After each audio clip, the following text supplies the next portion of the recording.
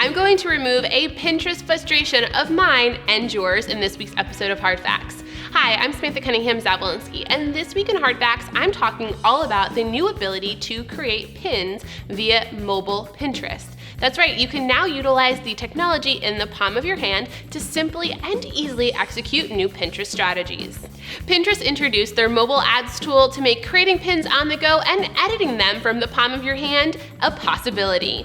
I don't know about you, but in the past, it was a frustration that you couldn't let inspiration or a timely opportunity let you create a promoted pin campaign right from your mobile device. Well, that's all yesterday. Starting now, you'll be able to utilize their new mobile ads tool to be able to create a brand new campaign. Choose from automated or custom targeting options, set bids, change locations, and destination URLs. All of this meaning you can, in real time, when inspiration hits or opportunity does, you can create that campaign right from your mobile device. Now, this is also a great opportunity if you are a leaner business and team, because all of the content that you're creating and saving to your mobile device can be that new promoted pin.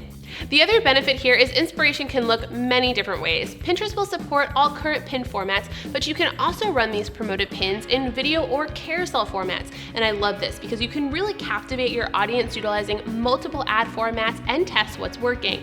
And you can make those optimizations from that mobile device, whereas previously it was all desktop.